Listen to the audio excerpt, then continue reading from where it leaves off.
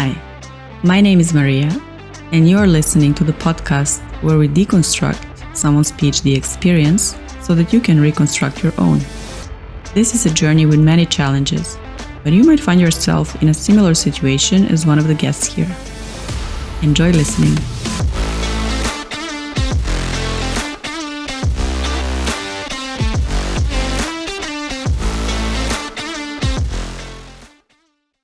Let's start with welcome. Thank you. Thank you for having me here. Very excited. It's my first time on the podcast. So it's like, yay! And I'm also discovering the podcasting.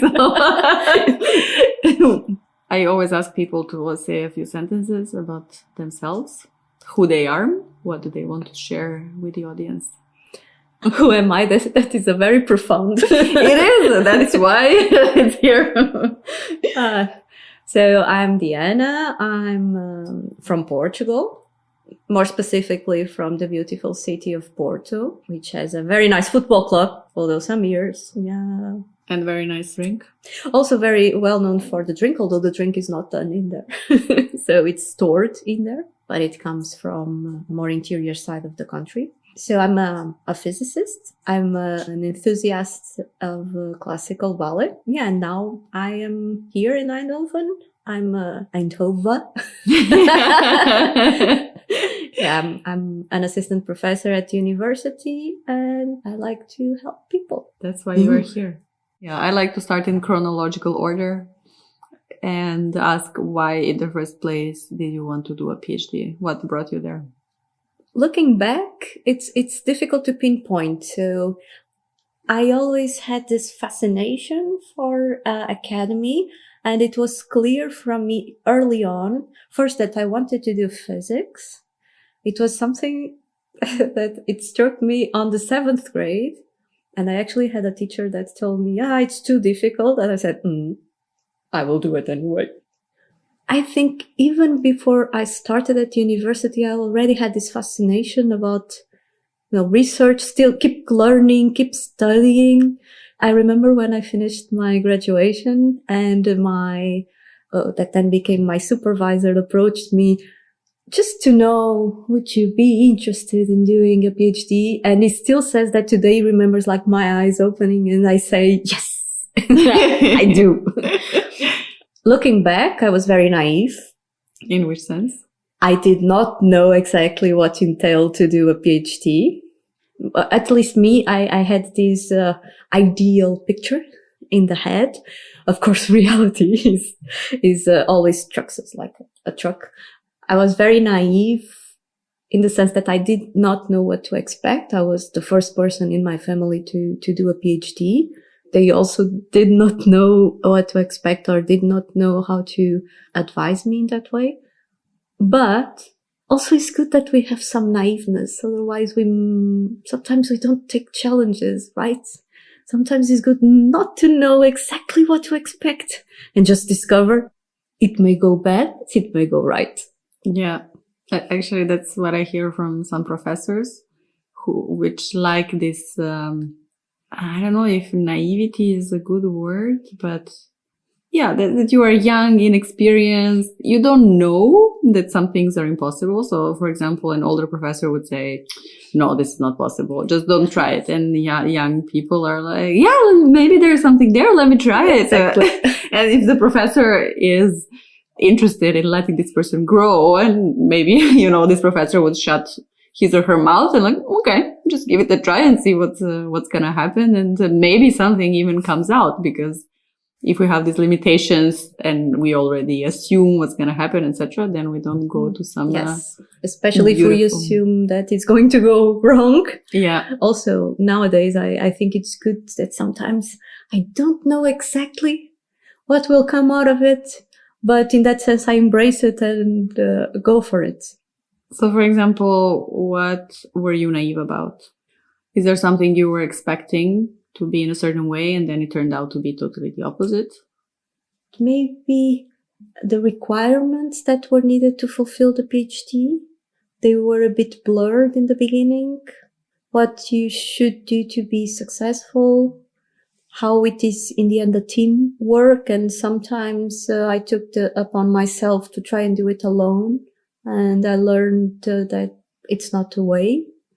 But there is this myth of, the lonely genius working alone and doing everything alone, and need to be broken in my head too, so that I understand that it's really a teamwork, in the sense that it's a lone path. You do it alone because it's your path. But if you are doing, especially in experimental work like me, you will need help. You will need help to people to teach you how to use the techniques, people to discuss with you the results. It's in that sense that I say that it's, you need to be able to discuss with other people what you are having. And that's how science builds. But of course it's, I don't want to say lonely, because you should not be alone. You should have support, but it's your journey. So in that sense, you do the path alone. Mm-hmm. I was really excited to work in the field, to do something that I had no idea about, to learn, and just to learn how to do research, how to be a researcher. Because I saw the people around working in research, doing new things, exploring new things, and I wanted to do that. The challenge of my first PhD topic was very interesting. It was also related with sensing devices. That attracted me a lot. But to be truth, when we start a topic, what do we know about it? We learn as we start, as we go. I do have this part of me that says I want to change the world or marking the world in some way, but mostly in the people around me. Could you share maybe like in 2-3 sentences what was your research about?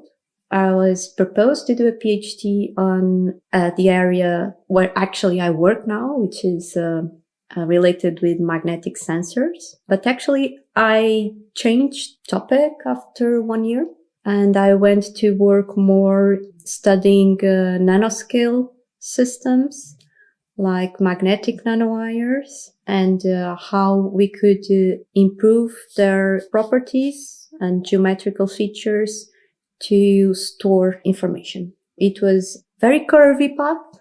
Yeah, then I finished my PhD in the area of magnetic nanostructures, and I returned to the sensors world, which always fascinated me when I started my postdoctoral works afterwards. What fascinates you about it? We can measure things. I'm always, I like, yeah, we can, tailor these systems, play with the materials, play with, being ingenious in designing their shapes and sizes. And then in the end, you can really detect what you want. You can detect a high field, you can detect a low field. It's really incredible how one is able to, with all the techniques that we have to master the materials at a nanoscale, how we can, make devices do what we want.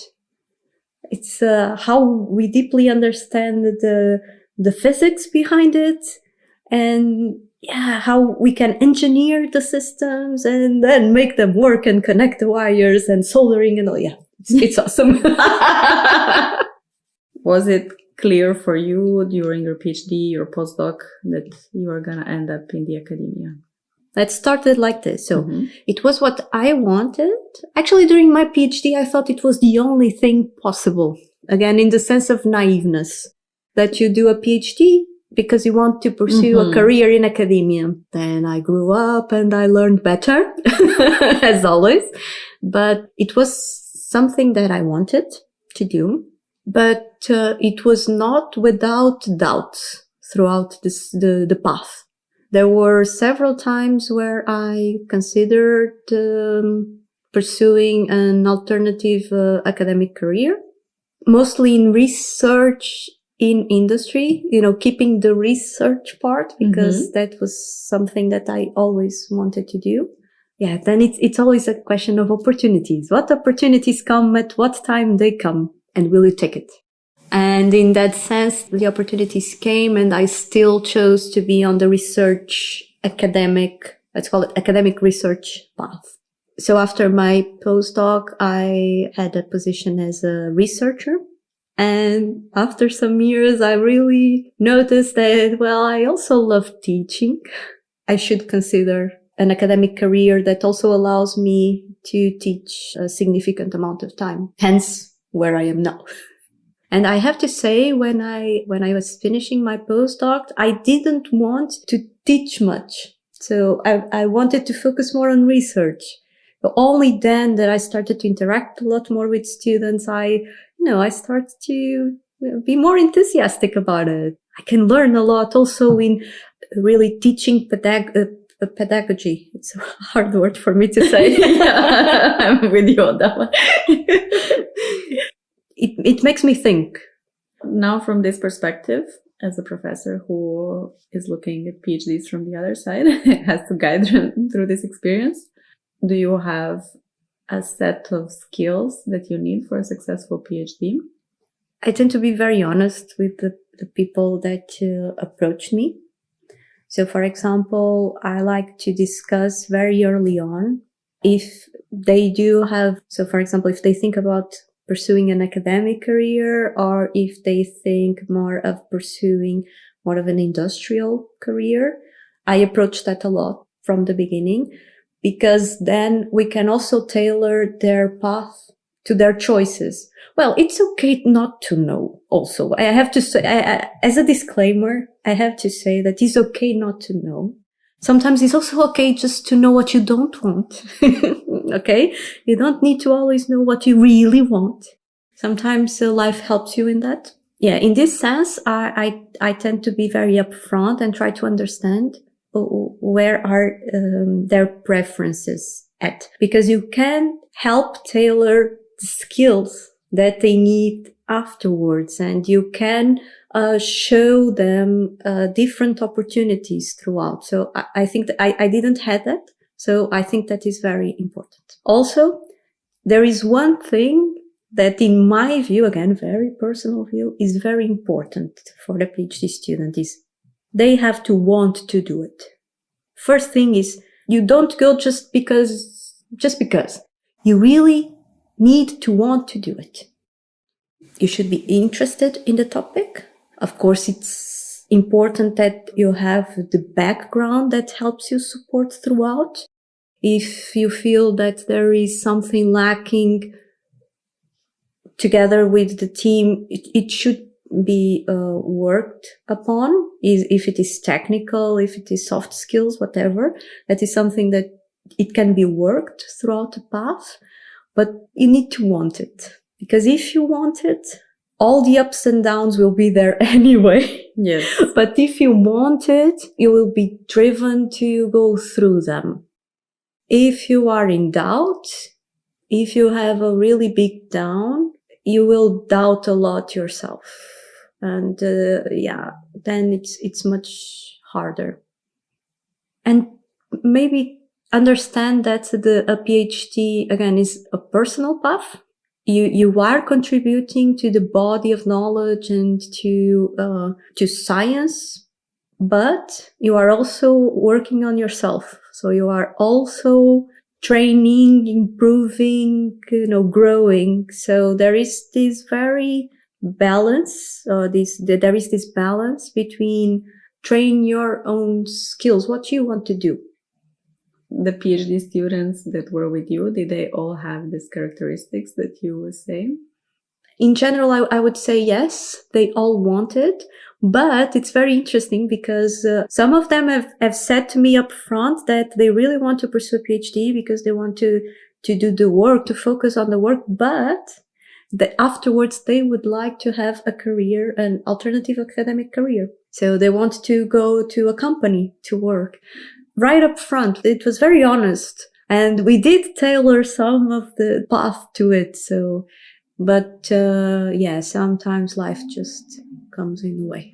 Actually, considering quitting a PhD is perfectly normal. It's not a monster. It's just what it is. And it's so common. I have considered quitting my PhD in the first year. It was complicated, But I had a supervisor that was extremely supportive.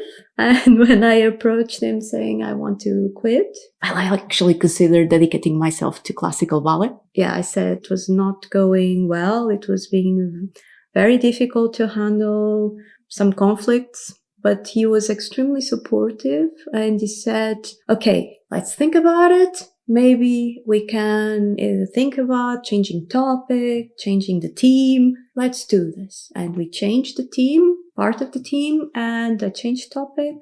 Yeah, then I was happy and I was able to fulfill it. It was an extremely good person. So he continued to be my supervisor in a different topic. So, not so different, but slightly different.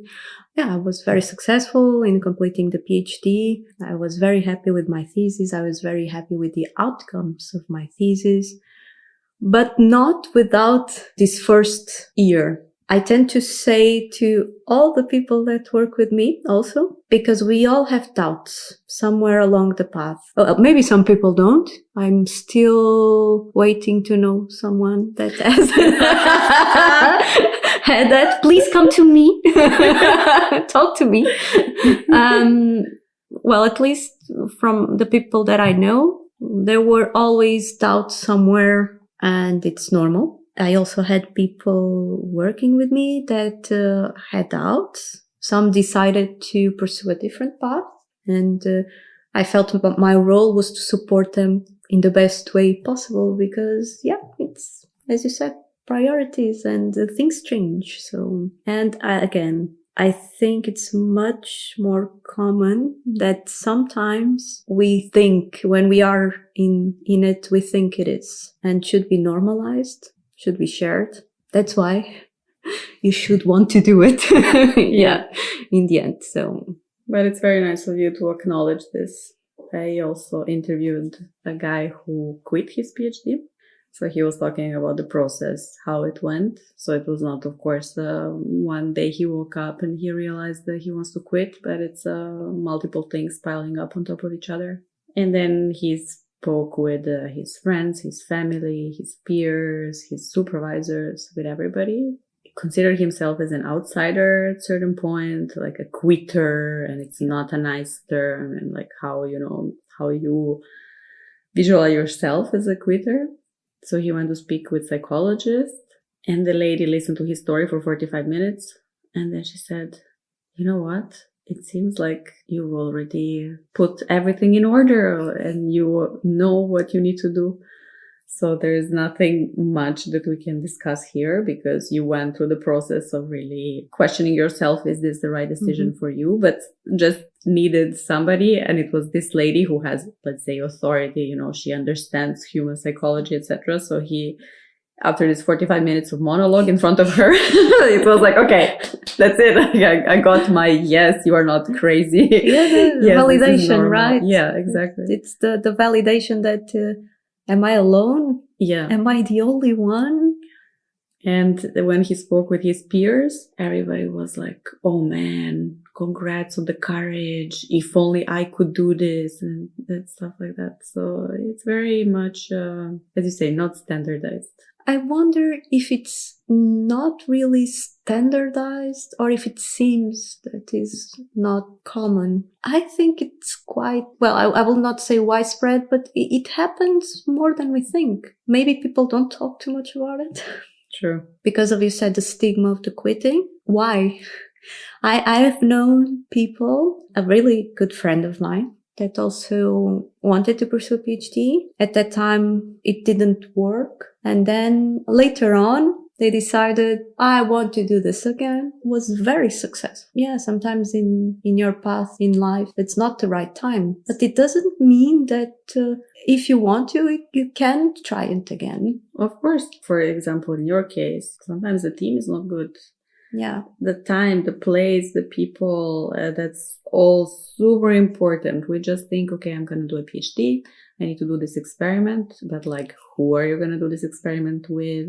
what is the attitude of people there, etc. That's super important. Very important, especially when we are very inexperienced and we need to learn a lot from scratch. But again, I really wanted. I was very divided. I remember talking to one of my supervisors and saying, I don't know, I want to, but I want also to change. I think I'm going to dedicate myself to do something else. And it was like, no, let's think about it. Yeah. Let's see possibilities. What are before you take a final decision, let's discuss possibilities. And of course, because I really wanted, I'm very happy that I didn't quit because I'm here now, right? Yeah. So I like to say it to the people that work with me because especially when there are downs, you are not alone. We have all been there. What can I do to help you overcome it? What do you need from me? Yeah. I'm here. Let's do it together. Like in your example, if some things didn't work out, there was this person who came to you and opened up other possibilities and said, okay, let's think together. Let's put our two brains together and come up with a solution that you were not able to do by yourself. Yeah, because also at that time, you don't have all the information, right? Exactly. You really need support of people that have much more experience and can really guide you through because you only have your own living experience to fall upon and it's limited. It is. It's good to open up and hear what other people have to say. And also on this topic of team and how people work, I don't know, recently I was talking with some friends about job interviews or interview for a PhD. The stereotype is that it's very one-sided. You have to prepare for the interview for the questions that you are going to be asked. We don't think about what are the questions that I'm going to ask to these people. You know, it's a double-sided interview because you also need to decide for yourself, is that the place where I'm going to work? Are those the people I want to work with? Like, how are their colleagues? How is the culture in the team? Yes. How do they react when there's a problem? And not only like, where do you see yourself in 10 years? Because in 10 years, that's going to come if now the people are working together and the atmosphere is great. One of the things that I found was really, really important is to make people that consider coming work with me talk with people that are working with me or that have worked with me. Whatever they talk is between them. I think it's very important that you can ask whatever you want to former colleagues. It also builds an environment of trust. And then you can decide for yourself what questions you are going to ask, because I think it's very important. And when you go to potential PhD interview, you ask questions to the people that are going to be working with you for the next 3 to 4 years. Questions about the environment of place you are going to work. It's important that you go to visit, that you talk to people that are in there. It can be a game changer, and you should do that. Let's talk about ballet a bit. Ooh. Tell me about it. I love it. I love watching. I started very young. I also love watching. Yeah, I love going to the theater and seeing the big and the small productions and waiting for the dancers afterwards. Just, it's so beautiful. You are transposed to a different place. I've practiced since I was very young. There was some time in my adolescence that I did it. I dedicated a lot of time to it. And then later on, I actually took a teacher training. I'm trained to be a ballet teacher, a classical ballet teacher. It's also where I had actually my first contact with the teaching pedagogy in a very structured way that also prompted me to have more training in teaching in higher education, because I really saw how effective it can be to really thinking about the planification of the classes and all of this in a very structured way. Yeah, and I still do it.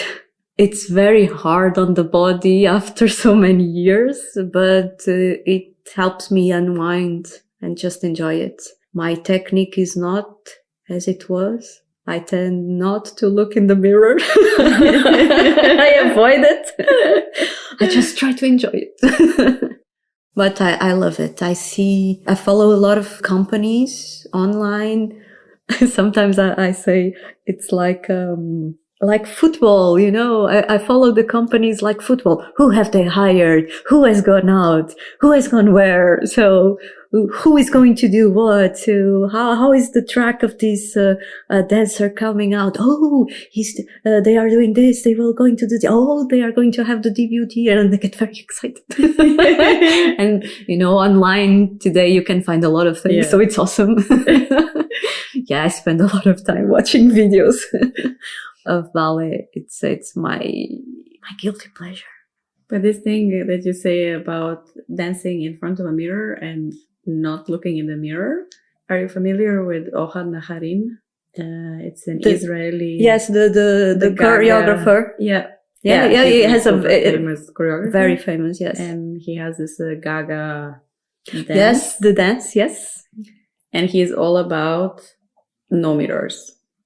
Because you need to feel in your body how that is and not focus on how it looks on the outside. Because once you feel it from the inside, whatever it is that you have to be fierce or soft or whatever, then you can convey it also to the outside. But if you look in the mirror and just, pretend that you are there, or just on the outside, the shell is there, but there's no soul to this move. It's, I like the approach. My brief teaching experience in ballet, I used a mixture of it because I really wanted the people to understand how it should look, so that they feel on the body how it should look. But then, working without seeing it to really how do you say? Embody.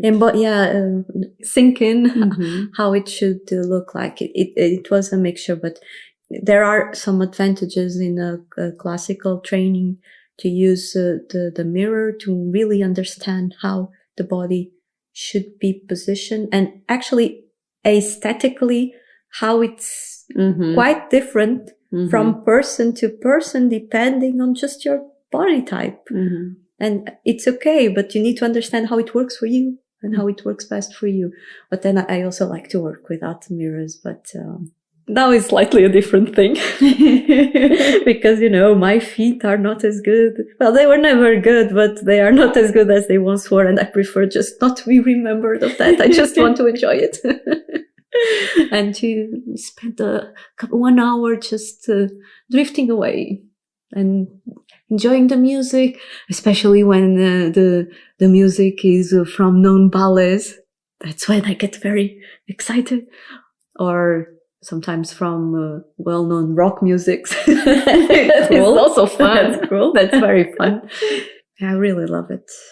So when you had this idea to quit a PhD and commit yourself to classical ballet, what was the idea? Well, the idea was to pursue a career in teaching classical ballet, because at the time I was in very small, it was not really a part-time, but I was assisting some teachers in classes, especially to the young, very, very young dancers.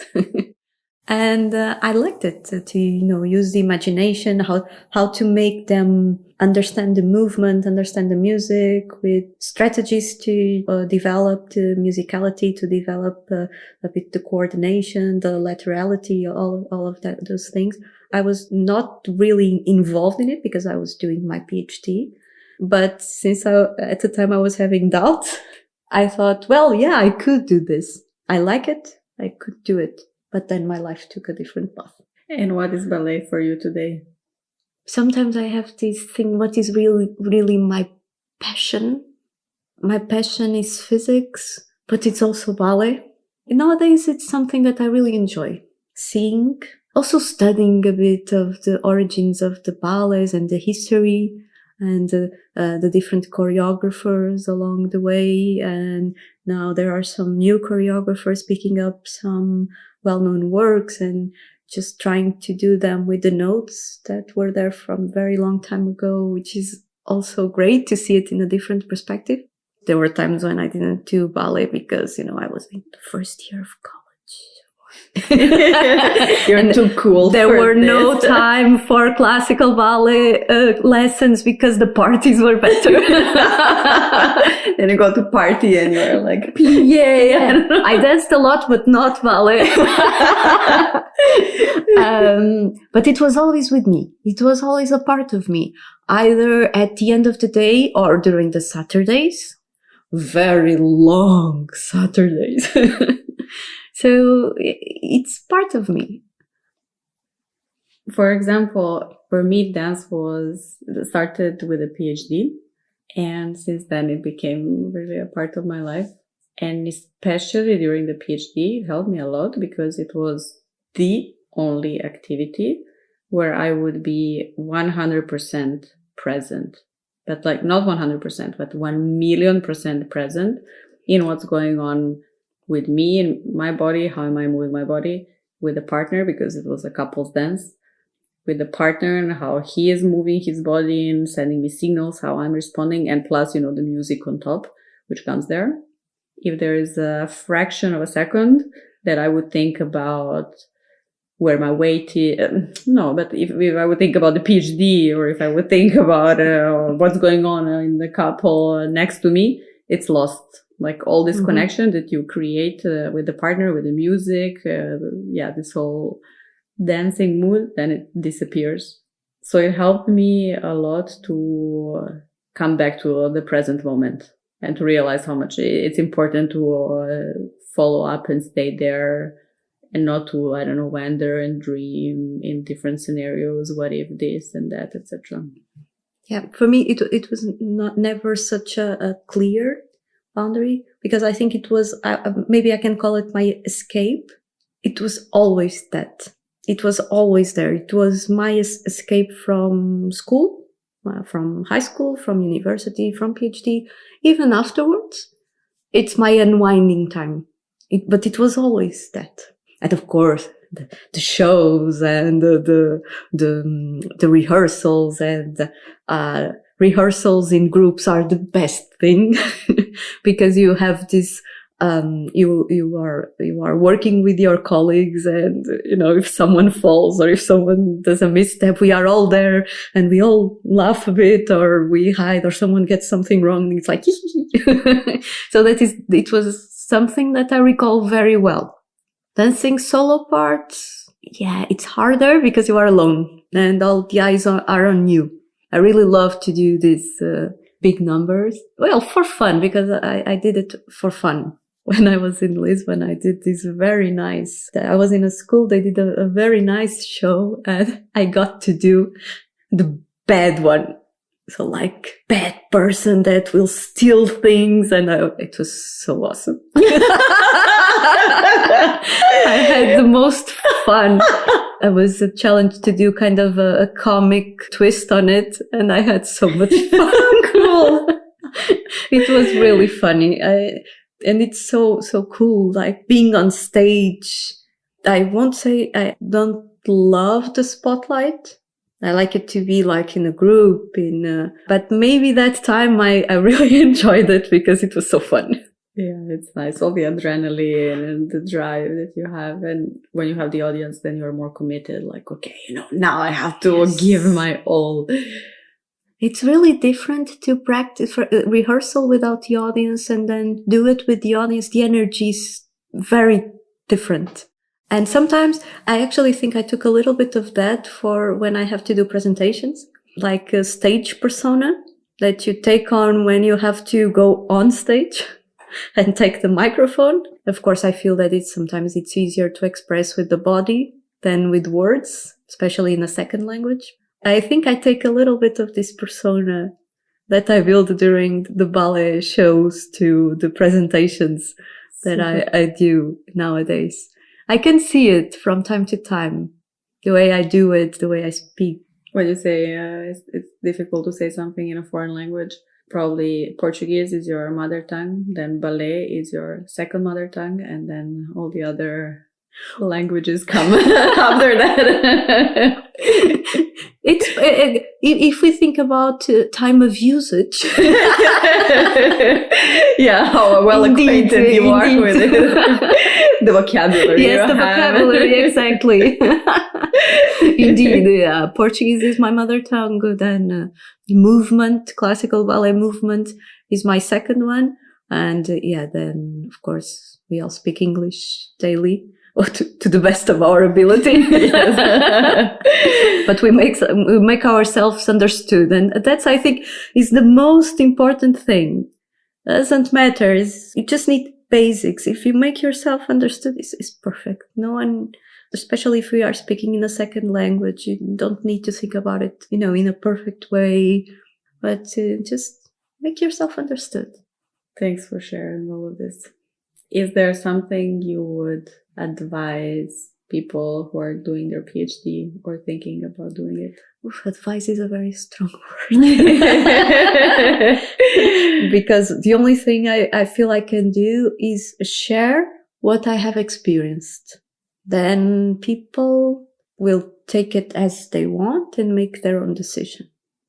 Everyone has their own path. Sometimes it's a straight road. Sometimes it's a more curvy road. Sometimes it's a curvy road over a mountain, but that's okay.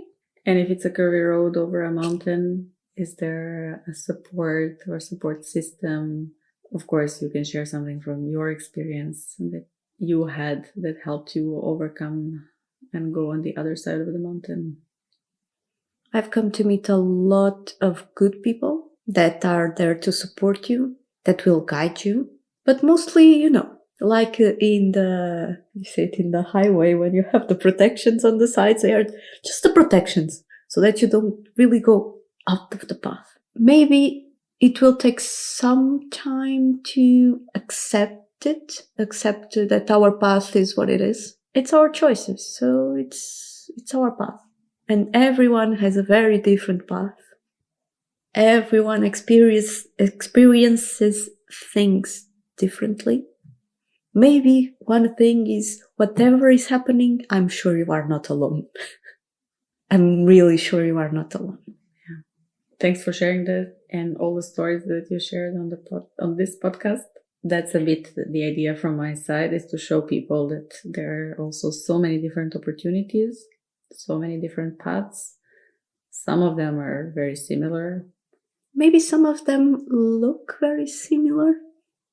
True. From an outsider. True. As you say, we all experience things in a different way. Yeah. So maybe you and me, we go through the same situation, but how we perceive it. And I can tell you this, me and my sister, we are brought in the same family. We've been through the same stuff, but our personalities are totally different. And how we perceive things, exactly the same situation, is totally different. The same with a PhD. Another thing that was coming to my mind is, don't be afraid to ask. Don't be afraid to, I'm not saying sharing.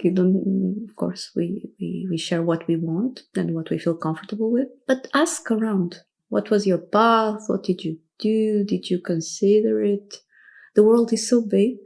There are so many opportunities. And sometimes it's true, we all live in our bubble. Yeah. Being conscious that we live in a bubble also makes us think, okay, maybe there is something outside of the bubble that I am missing. Not fear of missing out, okay, but not in that sense, but in the sense that maybe I've not considered that I like writing. Well, maybe I could work in writing projects. Maybe I could work in policy making. Oh, okay, I like more to be in the lab. Okay, maybe I can work more in a particular set of equipment. Maybe I want to do research. There are so many things. Science communication, project management, all the work that in data science, so many things, so many opportunities. Again, from my experience and from the people that have worked alongside me, it's sometimes we are not at all conscious of what our skills are beyond being in the lab. And they are so much more than that. Oh, yes. We think, okay, we need to do lab, and at the end, what you put in your CV is, and what you speak about when you go to a job interview, I've done these measurements, I've been in the clean room, I've done this and that. Yeah.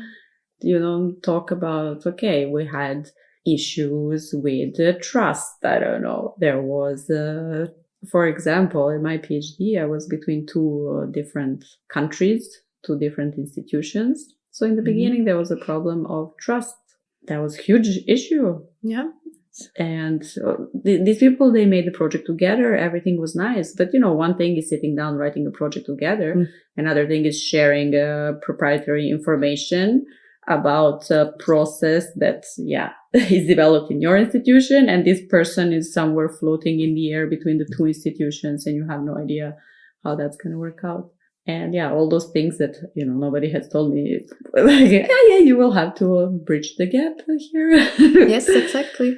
And these things are also very valuable lessons, what we learn in communication with people and figuring out problems, not only what kind of measurements we did.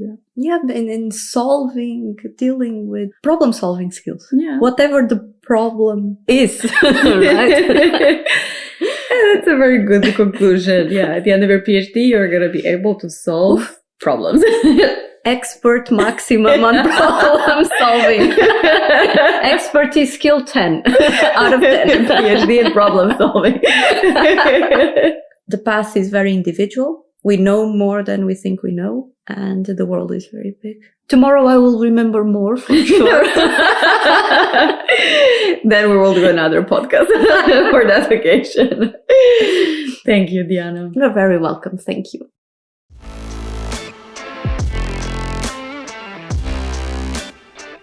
Thanks for listening to this podcast episode. If there was anything that you discovered or found remotely interesting, do share. I'm always curious to hear what is it that you resonated with. See you in the next episode.